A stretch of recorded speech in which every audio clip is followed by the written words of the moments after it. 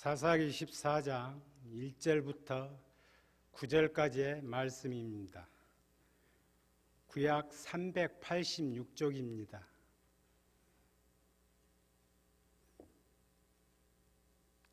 하나님의 말씀을 경청하십시오.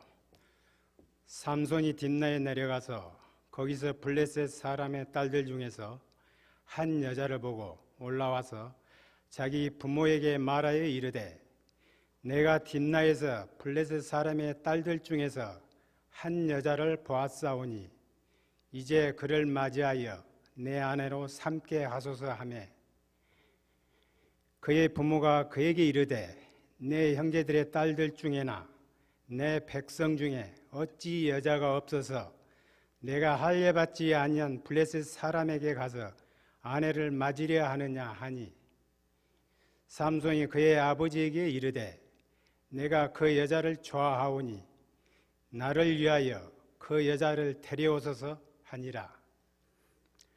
그때 블레셋 사람이 이스라엘을 다스린 까닭에 삼손이 틈을 타서 블레셋 사람을 치려 함이었으나 그의 부모는 이 일이 여호와께로부터 나온 것인 줄은 알지 못하였더라.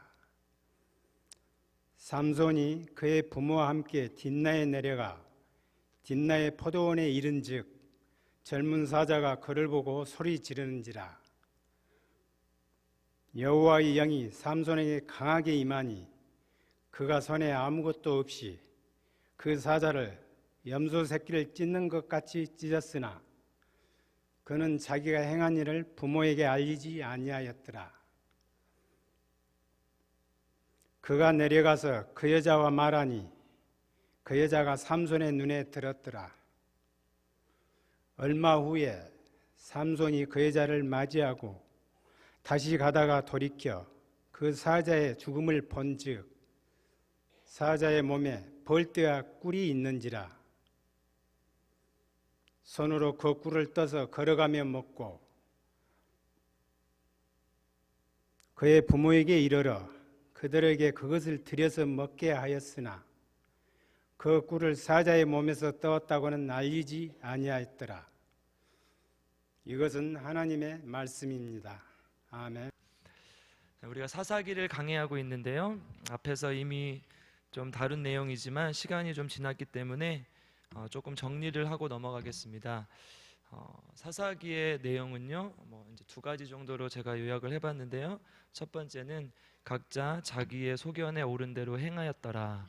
사사 시대는 이론적으로 보면 정말 좋은 시대여야 합니다. 하나님께서 애굽에서 400년이 넘는 종살이를 했던 이스라엘 백성들이 애굽에서 나와서 광야 40년을 헤매다가 천신만고 끝에 가나안 땅에 입주하게 되었습니다. 그들이 그토록 원하던 젖과 꿀이 흐르는 가나안 땅, 그곳에 들어와 살게 되었고 수백 년의 고생, 수십 년의 고생이 이제 보상받는 정말 감격적인 시간들이 되었습니다. 더욱 중요한 것은 하나님께서 하나님의 영에 감동된 사사들에게 직접 명령하시어 하나님이 이스라엘 백성들을 직접 통치하시는 진정한 왕의 시대가 개박되었습니다. 그러나 사사기는 비극적으로 결말을 맺습니다. 우리가 잘 알고 있는 방금 제가 제목으로 띄워드린 사사기 21장 25절 사사기의 마지막 구절입니다. 함께 읽어보겠습니다. 시작. 그때 이스라엘의 왕이 없으므로 각기 자기의 소견에 옳은 대로 행하였더라.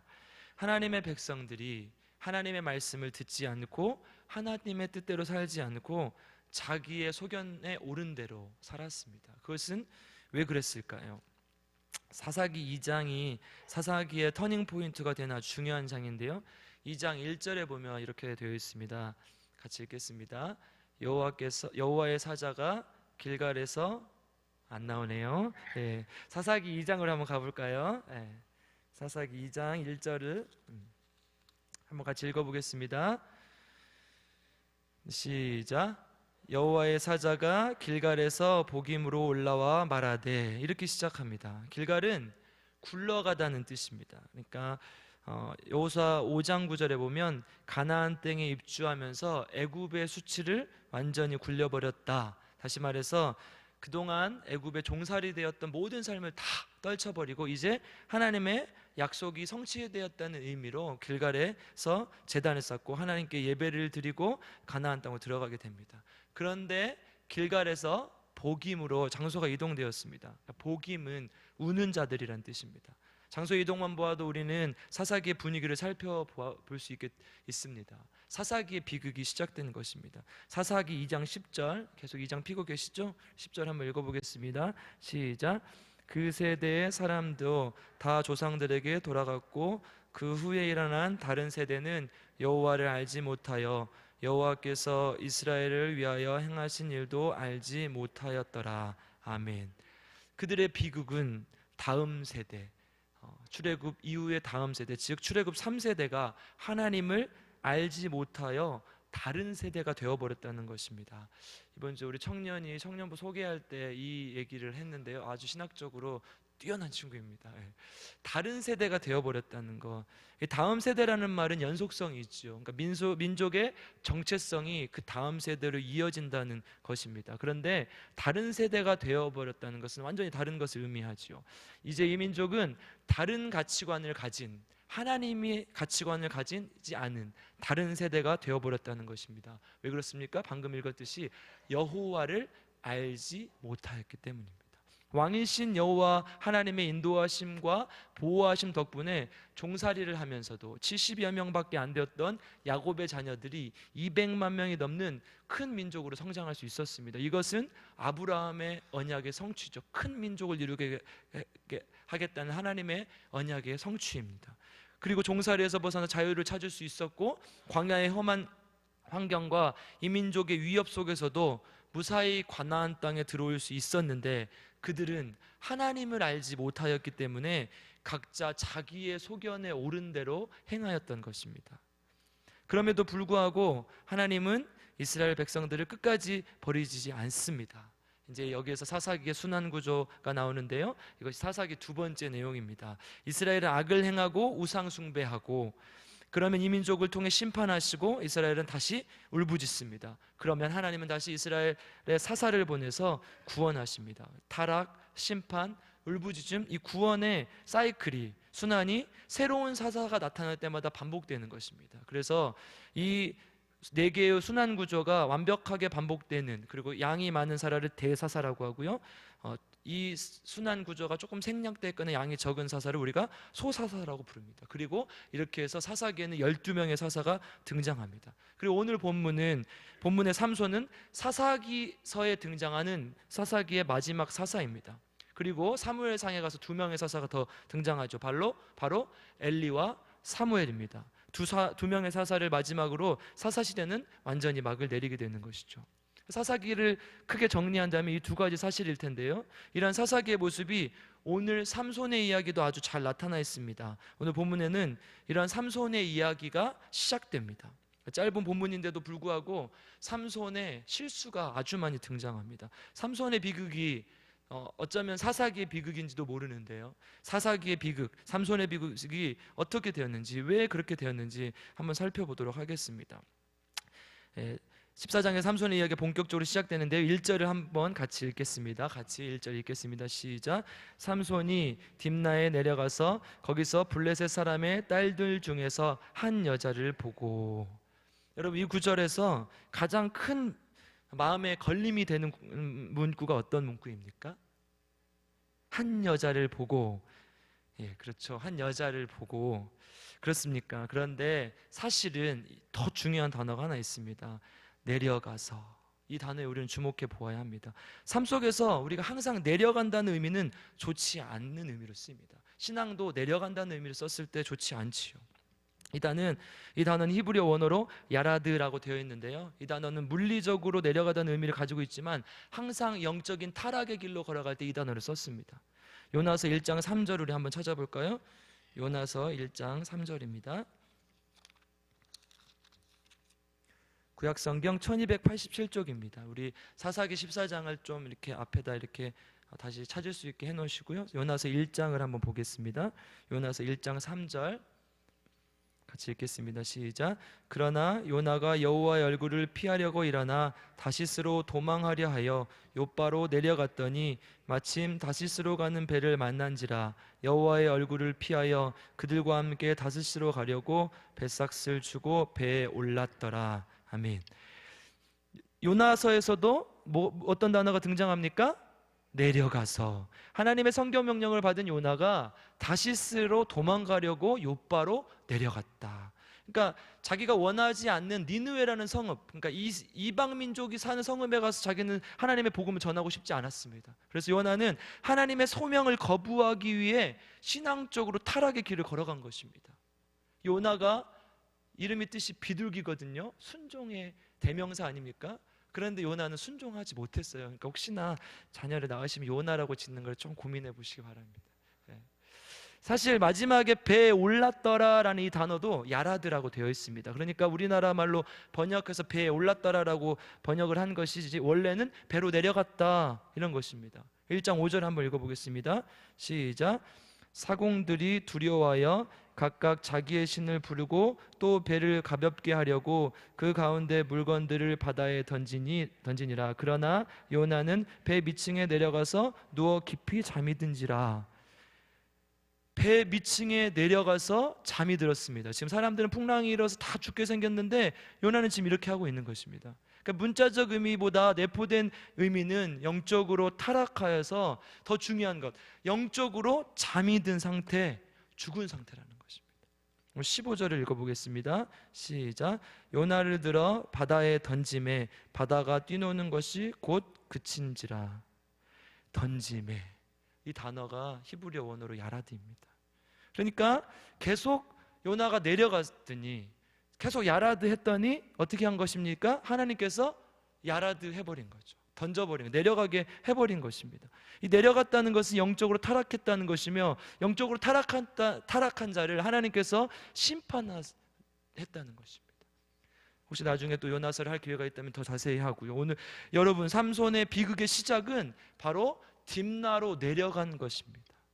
야라드한 것이죠. 단순히 물리적으로 삼손의 고향이었던 소라라는 지역이 해발고도가 높아서 거기서 9km 떨어진 고도가 낮은 딥나 지역으로 내려갔다는 것이 지리적으로 맞는 말을 넘어서서 이것은 영적으로 삼손이 타락의 길을 걸어갔다는 것입니다. 그럼 신앙적으로는 내려가면 안 됩니다. 감당한 힘이 없어서 내려가고 싶을 때, 모든 것을 포기해버리고 싶을 때, 그럴 때 우리는 어떻게 해야 됩니까? 기도해야 돼요. 하나님 앞에 힘을 구해야죠. 다윗이 어떻게 기도했습니까? 하나님, 나의 힘이 되신 여호와여, 내가 주를 사랑하나이다. 여호와는 나의 반석이시오, 내가 그 안에 피할 바이시오, 나의 방패이시오, 나의 반석이 되시고 나를 이곳에서 건져주십시오. 이렇게 다윗이 하나님 앞에 기도했습니다. 하나님, 내게 힘을 주십시오. 나의 반석이 되어주시고 방패가 되어주십시오. 내가 영적으로 내려가려고 할 때 하나님, 나를 건져주십시오. 어떤 목사님이 말했습니다. 신앙생활은 약간 기울어진 비탈길을 올라가는 것 같다. 아예 힘을 들이지 않으면 뒤로 굴러가게 되어 있고 멈추었다 다시 출발하려면 더 큰 힘이 필요합니다. 꾸준히 묵묵히 하나님이 주신 힘으로 조금씩 앞으로 나아갈 때 뒤로 가지 않고 신앙의 전진이, 신앙의 성장이 이루어진다는 것입니다. 신앙생활뿐만 아니라 우리의 삶도 마찬가지지요. 그럼 조금 힘들더라도 딥나로 내려가면 안 됩니다. 야라드 하지 마시고 주님께 의지하고 하나님께 힘을 구하고 주님만 붙들고 나아가는 우리 광주제일교회 성도님 되시기를 간절히 기도합니다. 올 한해 청년의 신앙으로 거듭나는 교회 아니겠습니까? 청년의 신앙으로 독수리같이 날개쳐 올라가는 우리 광주제일교회 성도님 되시기를 간절히 기도합니다. 요나가 하나님께 야라드 당하고 갖은 고생을 다 하지 않았습니까? 물고기 뱃속에 들어가서 죽을 고생을 하고 또 니느웨에 가서 복음 전하기 싫어가지고 막 온갖 짓을 다 하고, 삼손의 비극이 바로 여기서 시작된 것입니다. 우리가 딥나로 내려가면 어떻게 됩니까? 딥나로 가면 블레셋의 딸들이 보인다는 것입니다. 그러니까 딥나로 가니까 보이는 것이거든요. 세상에 많이 노출되면 세상의 것이 우리 눈에 보이는 것입니다. 예를 들어보세요. 만약에 내가 영업하는 직업인데 매일 접대하는 유흥업소를 간다고 해보십시다. 그러면 여자의 유혹을 뿌리칠 수 있겠습니까? 하나님, 저는 영업만 하고 건전히 있다가 오겠습니다. 이게 되겠습니까? 안 됩니다. 그럴 때 어떻게 해야 됩니까? 하나님, 저는 이러한 방법으로 영업하지 않겠습니다. 하나님의 방법대로 성실하게 영업하겠습니다. 이게 그리스도인 아니겠습니까? 네, 전에 한번 제가 말씀드린 적이 있는데요. 거룩이라는 말은요, 히브리어 원어로 카도시고요. 카도시라는 말은 구별되다. 그러니까 뭡니까? 세상과 다르다. 세상 사람들이 하는 방법과 다르게 살아가는 게 거룩입니다. 주님 이렇게 막 주여 주여 부르짖는다고 거룩이 아니라요, 하나님 앞에 구별된 삶을 살아가는 것이 거룩이라는 것입니다. 또 다른 뜻은요, 끊어버리다, 잘라버리라는 뜻이 있습니다. 세상의 그런 유혹들을 잘라버리는 거죠. 이것이 거룩이죠. 그리스도의 삶은 이래야 되지 않겠습니까? 데살로니가전서 5장 22절, 여러분 잘 아는 구절이죠. 악은 어떤 모양이라도 버리라. 악은 모양이라도 버리라는 것입니다. 왜냐하면 그 모양을 흉내낼 때 그렇게 우리가 되기 때문이지요.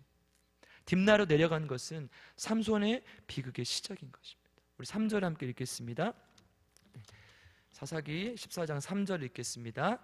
시작. 그의 부모가 그에게 이르되 내 형제들의 딸들 중에서 어찌 여자가 없어서 내가 할례받지 아니한 블레셋 사람에게 가서 아내를 맞으려 하느냐 하니, 삼손이 그 아버지에게 이르되 내가 그 여자를 좋아하노니 나를 위하여 그 여자를 데려오소서 하니라. 아멘.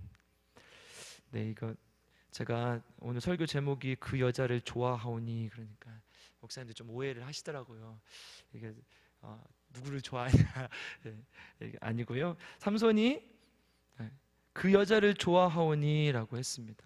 그러니까 이 단어가 참 이 구절이 중요한 것이죠.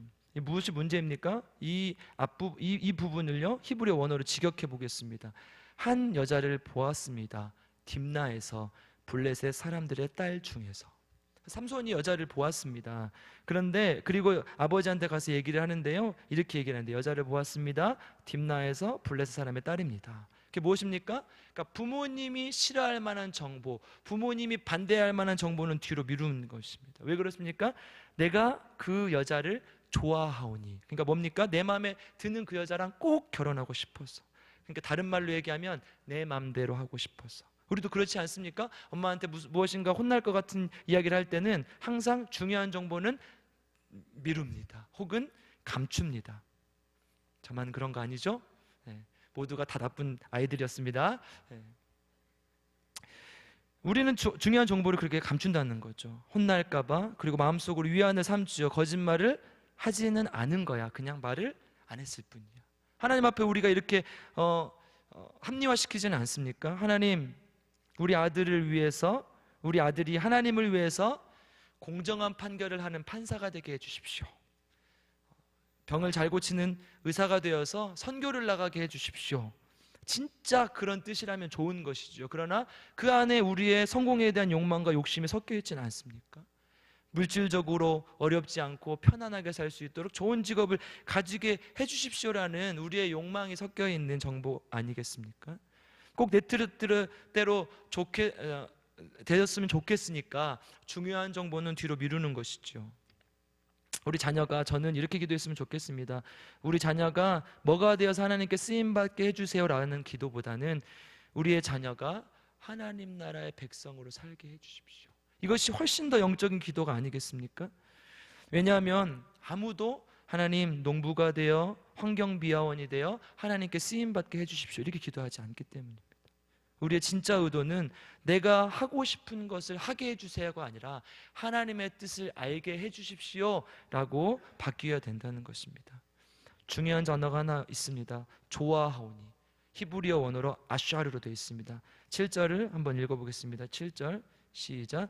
그가 내려가서 그 여자와 말하니 그 여자가 삼손의 눈에 들었더라. 이 눈에 들었다는 말이요 똑같습니다. 이 좋아하오니라는 단어와 같습니다. 아샤르로 되어 있습니다. 그리고 아까 우리가 읽었던 사사기 21장 25절 마지막 소견에 옳은 대로 이 단어도 아샤르로 되어 있습니다. 그러니까 모두 똑같은 단어예요. 사사기의 비극은 바로 이것이죠. 내가 그 여자를 좋아하오니, 자기의 소견에 옳은 대로 다른 말로 내 맘대로. 이게 사사기의 비극이라는 거죠. 삼손이 내 맘대로 하고 싶어서 부모님이 어쩔 수 없이 허락을 하게 되고 블레셋으로 가지요. 딥나로 가던 중 포도원에서 젊은 사자 하나를 만나서 죽이고 돌아오는 길에 그 사자의 주검에 있던 꿀을 먹습니다. 여기서 우리가 삼손의 진면목을 볼 수 있습니다. 이게 왜 잘못된 것입니까? 삼손은 완전히 제멋대로였던 것이죠. 부모님이랑 함께 가던 중인데도 부모님 몰래 포도원에 가서 사자를 죽였습니다. 같이 가는데 부모님 몰래 이게 가능합니까? 혼자 몰래 포도원에 놀러갔고 거기서 위험에 처한 게 된 것이죠. 나실인이 어떤 사람들이니까요, 여러분? 하나님께 서원한 사람. 나실인은 세 가지를 멀리해야죠.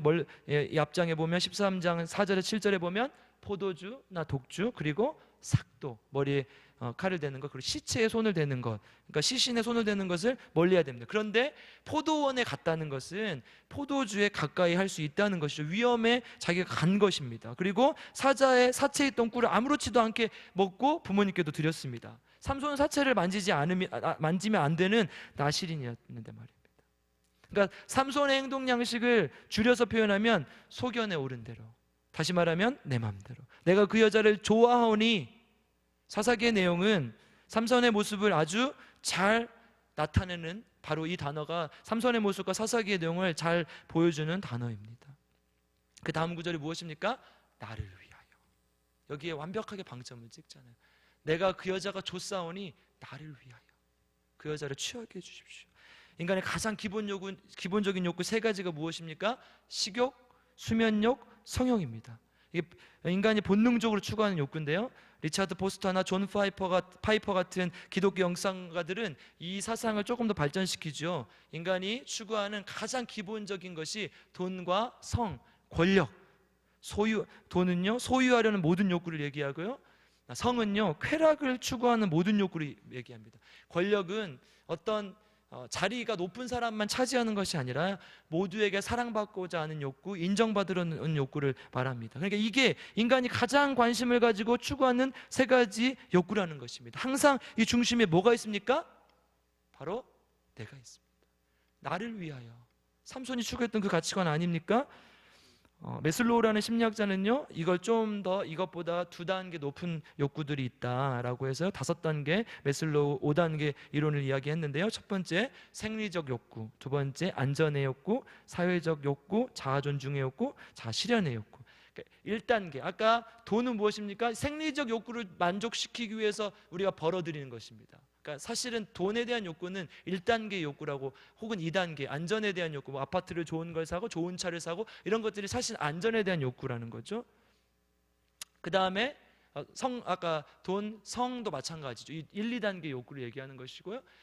권력에 대한 욕구, 그러니까 누군가에게 인정받으려고 하고 내가 사랑받으려고 하는 욕구는 사회에 소속되어서 내가 인정받으려는 욕구는 3단계 욕구에 라는 것입니다. 그 이상을 넘어가야 인간으로 진짜 추구할 욕구가 된다는 거죠. 왜 그렇습니까? 1, 2단계 욕구는요, 그러니까 생리적 욕구, 먹고 싸고 자고 하는 생리적 욕구는 동물도 추구합니다. 그리고 안전에 대한 욕구, 자기 자식이 안전하게 하기 위해서 둥지를 만들고 영역을 표시하는 것 동물도 하죠. 그리고 사회적 욕구, 동물도 무리지어 살죠. 그러니까 아주 기본적인 3단계 욕구도 동물은 추구하면서 삽니다. 이 다음부터가 인간이 취할 수 있는 욕구라는 것입니다. 이것은 무엇입니까? 사실 나의 유익을 넘어서는 것입니다. 그러니까 나를 위하여라는 말 이상인 것이죠. 이 4단계, 5단계 욕구는 타인을 돕고 함께할 때 나오는 감정들입니다. 그러니까 우리가 진짜 인간으로서 추구할 욕구들은 무엇입니까? 나를 넘어선 욕구입니다. 이게 인간과 동물을 구분시켜 줄 수 있는 것인데, 우리가 한번 지금 세상을 살면서 추구하는 욕구들을 한번 보십시오. 이 세상의 사람들이 추구하는 욕구들은 대부분 1, 2, 3단계에 머물러 있다는 거예요. 이게 사사기의 비극이라는 것입니다. 내가 그 여자를 좋아하니 나를 위하여 온통 나의 쾌락, 나의 욕구만 위해 살아왔다는 것입니다. 내 뜻을 접고 하나님의 뜻대로 사사로서 민족을 위하고 이스라엘을 위해서 일을 했어야 되는데 나를 위하여, 이게 사사기의 비극이라는 거죠. 정말 그런데 신기한 원리는요, 하나님을 위하여 살아갈 때 모든 인간에서 욕구가 채워지고 완성된다는 것입니다. 나를 넘어선 욕구를 추구할 때 4단계, 5단계 인간으로서 당연히 추구해야 될 욕구들이 채워진다는 것입니다. 이것이 성경이 원리라는 것입니다. 사랑하는 성도님들, 사사시대의 비극은 나를 위하여 내가 그 여자를 좋아하오니 내 소견에 옳은 대로 했다는 것입니다. 현대사회는 기술이 발전하고 재화가 풍부해지고 지식이 계속 축적되는데 왜 점점 살기가 어려워집니까?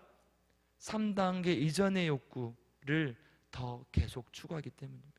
나의 쾌락을 위하여 살아가니까 그런 것입니다. 성장은 이루어졌는데 성숙은 이루어지지 않았기 때문이죠. 성장은 이루어진지 성숙이 이루어지지 않은 인간은 우리는 괴물이라고 부릅니다. 사회도 마찬가지죠. 어쩌면 우리 대한민국 사회는 지금 이것을 보고 있는 것인지 모릅니다. 대한민국은 세계에서 가장 빠르게 성장했습니다. 그 어느 민족도 이렇게 빠르게 성장한 민족이 없습니다. 그런데 그에만 성숙이 따라오지 않으니까 우리 사회에 그러한 문제들, 욕구에 대한 문제들이 계속해서 나타나는 것입니다. 어쩌면 우리가 너무 빨리 성장했다는 것은 반대로 얘기하면 우리에게 재앙일 수도 있다는 것이죠. 내가 좋아하는 것만 나를 위하여 살아가고 결국은 사사시대의 비극이 되풀이될 거라는 거죠. 우리가 해야 될 일은 무엇이겠습니까? 특히 그리스도인으로서 우리가 해야 될 일은 나를 위하여를 내려놓고 하나님의 말씀, 하나님의 뜻에 귀를 기울이고 청년의 신앙으로 뜨겁게 사랑하는 그러한 것이 되어야 되지 않겠습니까? 다시 한번 인사했으면 좋겠습니다. 청년의 신앙으로 뜨겁게 사랑합시다. 우리가 추구해야 될 목표가 이런 것이라는 것입니다. 두 번째, 삼손의 비극, 사사기의 비극은요, 알지 못하였더라. 우리 4절을 한번 읽어보겠습니다. 시작. 그때 블레셋 사람이 이스라엘을 다스린 까닭에 삼손이 틈을 타서 블레셋 사람을 치려 함이었으나 그의 부모는 이 일이 여호와께로부터 나온 것인 줄을 알지 못하였더라. 여러분, 사사기의 비극은 바로 이것입니다. 알지 못하였더라. 앞절에 보면 삼손의 부모가 삼손이 블레셋 여자를 아내로 맞는 것을 싫어한 것처럼 말하지만 결국은 삼손과 함께 그 여자를 보러 딥나로 내려가게 됩니다. 이것이 무엇입니까? 첫째는 부모가 확신이 없었다. 둘째, 하나님보다 아들을 더 사랑했다. 하나님을 더 사랑했다면 아들이 하나님의 말씀대로 살 수 있도록 단호하게 끊었어야 됩니다. 더군다나 그냥 사람이 아니라 삼손은 나실인이었습니다. 그의 부모는 이 일이 여호와께로부터 나온 것인 줄은 알지 못하였더라. 이게 다른 말로 하면 무슨 말입니까? 영적인 분별력이 없었다는 것입니다. 이것이 삼손의 비극이자 사사기의 비극입니다. 부모가, 즉 어른이 영적인 분별력이 없었다는 것입니다. 영적인 분별력이 없었다면 절대 안 된다고 했어야 했고 같이 딥나에 가면 안 되는 것이었습니다. 사사시대 때는 사실 다 이랬습니다. 우리 사무엘상 3장 1절 2절로 한번 가보겠습니다. 사무엘상 3장 1절로 2절입니다. 바로 다음 룻이 다음에 있죠. 읽겠습니다. 시작. 아이 사무엘이 엘리 앞에서 여호와를 섬길 때에는 여호와의 말씀이 희귀하여 이상이 흔히 보이지 않았더라. 엘리의 눈이 점점 어두워가서 잘 보지 못하는 그때에 그가 자기 초소에 누웠고. 아멘. 이게 비극입니다. 사사이자 제사장, 이스라엘 백성 영적 지도자였던 엘리의 영적 분별력이 흐려져서 하나님의 말씀이 희귀해져 버렸습니다. 하나님의 말씀이 보이지 않은 것입니다. 그리고 이상, 즉 계시, 묵시, 요즘 우리가 자주 쓰는 용어로 표현하면 하나님의 비전이 보이지 않은 것입니다. 말씀이 희귀해져서 하나님의 비전이 보이지 않은 것입니다. 왜 그렇습니까? 영적인 분별력이 흐려졌기 때문에. 이것이 사사시대의 비극입니다. 여러분, 저는 지금 한국교회가, 우리 사회가 사사시대 같습니다. 영적인 분별력이 흐려져서 어른이 틀린 것을 틀렸다고 말을 못하는 시대, 돈에 대한 욕구, 사람들에게 인정받고자 하는 욕구, 즉 3단계 이하의 욕구를 누리기 위해 영적 분별력이 없어져 버린 시대. 이게 한국교회, 한국 사회 모습이 아닙니까? 한국교회가 부흥할 때 어떤 사람들이 있습니까? 영적인 거장들이 있었습니다. 비록 인간적인 실수가 있었어도 그들은 영적인 거장이었습니다. 주기철, 손양원 목사님, 그 다음에 한경직, 옥하는 목사님. 그 이후로 저가 별로 떠오르지 않아요. 그 다음 시대는 어떻게 됐습니까? 여의도의 모 교회 목사님은 돈 문제, 여자 문제 안 걸린 게 없지요. 명일동의 한 대형교회는 세습 문제 때문에 지금 홍역을 치르고 있죠. 그게 무엇입니까? 다 3단계 이하의 욕구 아닙니까? 내가 좀 더 누리고 싶은 3단계 이하의 욕구들입니다. 한국 교회에 어른이 있습니까? 각자 소견에 옳은 대로 행하였더라. 아노미 상태입니다. 여러분, 그 교회는 다릅니까? 똑같습니다. 영적 분별력이 있는 어른이 사라져버린 시대, 이것이 한국 교회의 비극입니다. 90년생이 온다라는 책 읽어보셨죠? 기업인이자 문화운동가인 최현국 효암학원 이사장의 한겨레 신문 인터뷰를 다루고 있는데요, 이렇게 그 사람이 이렇게 말합니다. 농경사회에서 노인은 나이가 먹을수록 지혜로워진다. 왜냐하면 한 가지 일만 하기 때문이죠. 자본주의 사회에서 노인은 지혜보다 노역의 덩어리가 될 염려가 크다. 먼저 아는 것이 오류가 되는 시대가 되어버렸다. 여러분, 자본주의 시대에서요, 나이가 많다고 어른이 아닙니다. 자본주의 시대 안에는, 왜냐하면 나를 위하라는 욕망이 가득하기 때문이죠. 이 욕망을 제어하지 못하면 우리는 노역의 덩어리가 될 수 있다고 경고하고 있는 메시지인 것입니다. 사랑하는 성도님들, 우리의 영적 분별력을 가지고 우리가 진짜 어른이 돼야 됩니다. 요즘 젊은 세대 청년들 너무 힘들어하죠. 왜 힘들어하는지 아십니까?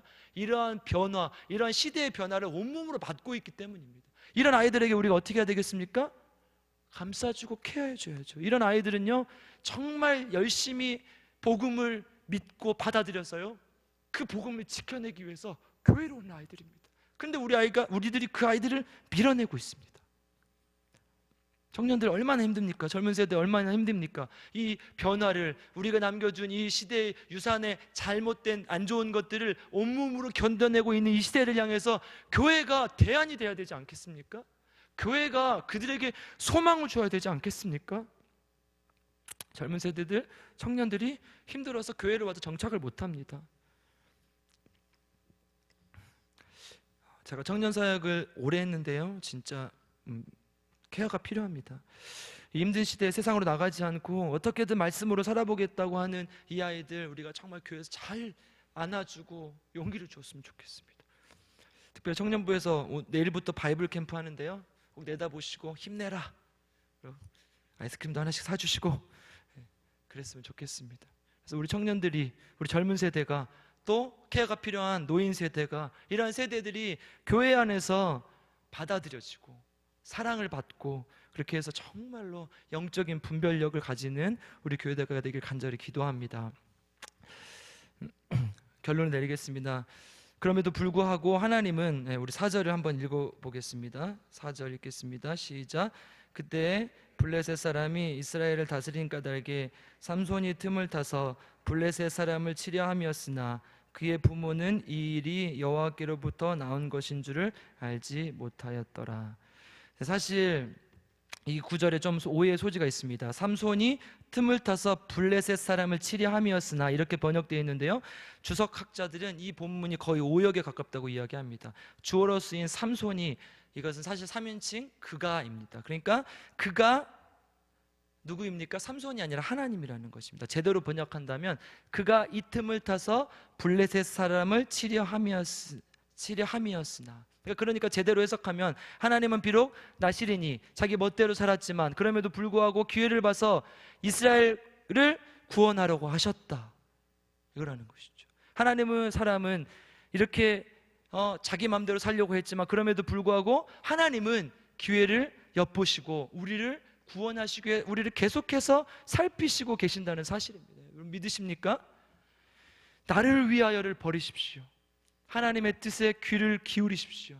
영적으로 분별하십시오. 하나님은 우리를 구원하시기 위해서 지금도 우리를 살피시고 계십니다. 그만 하나님 믿고 하나님을 의지하고 나가는 우리 광주교회 성도님 되시기를 간절히 기도합니다. 함께 기도하겠습니다. 하나님 감사합니다. 하나님께서 우리를 사랑하시고 인도하셔서 하나님 앞에 나오게 하시며 감사합니다. 삼손이 그랬던 것처럼 나를 위하여 살지 않게 하시고 하나님의 뜻에 귀를 기울이게 하여 주시옵소서. 영적으로 분별하게 하시고 하나님께서 우리를 살피신다는 사실을 굳게 믿고 하나님만 의지하고 나가는 귀한 하나님의 백성들 될 수 있도록 하나님께서 인도하여 주시옵소서. 감사드리며 예수님의 이름으로 기도드립니다. 우리 계속해서 기도할 텐데요, 먼저 말씀을 놓고 한번 기도했으면 좋겠습니다. 하나님, 내 소견에 옳은 대로 나를 위하여 판단하지 않고 하나님의 말씀과 뜻대로 판단하고 행하게 하옵소서. 세상의 눈으로 바라보지 않고 영적인 분별력을 가지게 하여 주시옵소서. 광주제일교회가 이 시대의 풍조를 버리고 대안적인 교회가 되게 하여 주시옵소서. 우리 함께 한 목소리로 기도하겠습니다. 하나님 감사합니다. 하나님께서 우리를 사랑하시고 인도하셔서 이 자리에 와서 뜻하신 그곳에 나 있기 원합니다. 이끄시는 대로 순종하며 살리니 연약한 내 영혼 통하여 일하소서. 주님 나라와 그 뜻을 위하여 뜻하신 그곳에 나 있기 원합니다. 이끄시는 대로 순종하며 살리니 연약한 내 영혼 통하여 일하소서. 주님 나라와 그 뜻을 위하여 뜻하신 그곳에 나 있기 원합니다. 이끄시는 대로 순종하며 살리니 연약한 내 영혼 통하여 일하소서. 주님 나라와 그 뜻을 위하여. 계속해서 기도하겠습니다. 하나님, 이 나라와 민족을 위해서 기도할 텐데 나라가 하나님 물질에 얽매이는 나라 되지 아니하게 하여 주시옵소서. 가치와 존귀를 추구하는 나라가 되게 하여 주시옵소서. 하나님, 일부 사람들의 욕심 때문에 그 욕구 때문에 북한의 많은 동포들이 죽어가고 있습니다. 주님 불쌍히 여기시고 하루빨리 통일이 되어서 하나님 안에서 자유와 평화를 누리게 도와 주시옵소서. 또한 정치, 경제, 사회, 지역, 세대가 나누어져 있습니다. 하나님, 우리가 서로의 다름을 인정하게 하시고 서로 하나 되고 존중할 수 있는 나라 될 수 있도록 도와주시옵소서. 우리 이 나라 민족을 위해서 함께 기도하겠습니다. 하나님 감사합니다. 뜻하신 그곳에 나 있기 원합니다. 이끄시는 대로 순종하며 살리니 연약한 내 영혼 통하여 일하소서. 주님 나라와 그 뜻을 위하여 뜻하신 그곳에 나 있기 원합니다. 이끄시는 대로 순종하며 살리니 연약한 내 영혼 통하여 일하소서. 주님 나라와 그 뜻을 위하여 뜻하신 그곳에 나 있기 원합니다. 이끄시는 대로 순종하며 살리니 연약한 내 영혼 통하여 일하소서. 주님 나라와 그 뜻을 위하여. 우리 계속해서 기도합니다. 하나님, 교회를 위해서 기도합니다. 하나님, 악하고 음란한 세대 우리 교회가 복음의 핵심을 지키게 하여 주시옵소서. 그래서 하나님, 이 복음이 하나님 무너지지 않는 교회 될 수 있도록 도와주시옵소서. 다음 세대 청년 3040 이 시대의 아픔을 몸으로 직접 받고 있는 이 세대를 향해서 용기와 희망을 줄 수 있는 교회 되게 하시고 안아줄 수 있는 교회 될 수 있도록 도와 주시옵소서. 그래서 하나님, 우리 교회 오는 모든 하나님의 백성들이 위로받고 하나님의 복음을 경험하게 하여 주시옵소서. 또한 단일성교회 학교 잘 마치게 하심을 감사합니다. 하나님, 지금 버스 타고 돌아오고 있는데 돌아오는 발걸음 지켜주시고 아무 문제 없이 끝까지 지켜주시옵소서. 또한 그냥 돌아와서 끝나는 것이 아니라 받은 은혜, 그곳에서 보고 배운 것들을 평생 하나님을 향해서 헌신하며 살기로 다짐하는 귀한 우리의 단일성교학교 학생들 될 수 있도록 도와주시옵소서. 우리 함께 교회를 위해서 기도하겠습니다. 하나님 감사합니다. 악하고 음란한 이 세대를 향해서 우리 교회가 외칩니다. 복음의 능력이 살아있는 교회 되게 하여 주시옵소서. 복음의 핵심이 살아있는 교회 되게 할 수 있도록 도와주시옵소서. 하나님, 지키는 교회 되게 하여 주시옵소서. 지키는 교회 되게 하여 주시옵소서. 세상에 타협하지 않게 하시고 세상에 적당한 것을 따라가지 않게 되게 하시고 복음의 능력을 지키는, 복음의 능력이 살아 움직이는 교회 되게 하여 주시옵소서.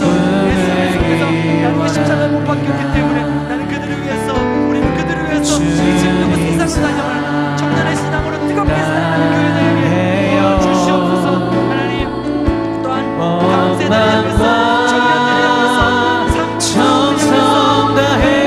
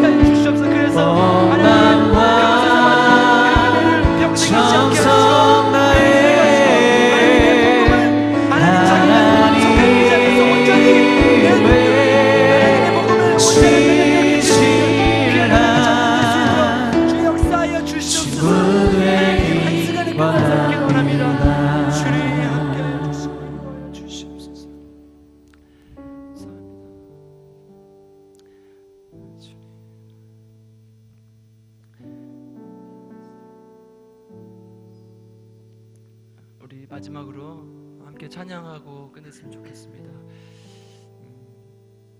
주님 말씀하시면 그 준비됐습니까? 네, 주님 말씀하시면 함께 찬양하겠습니다.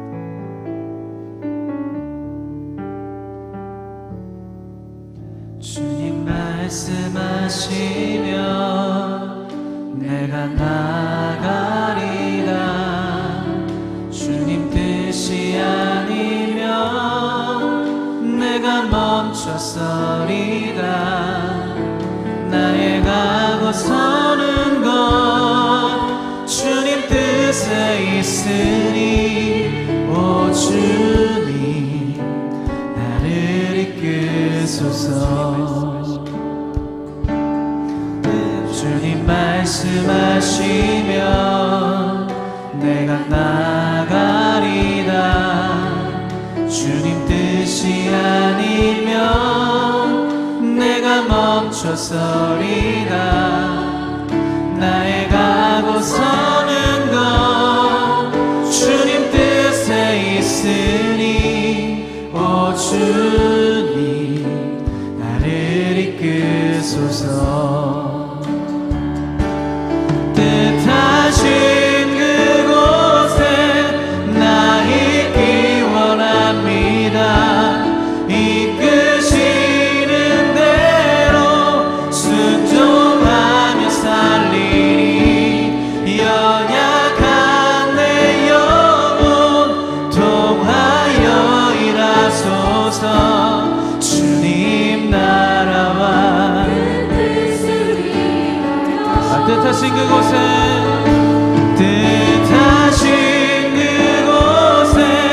나 있기 원합니다. 이끄시는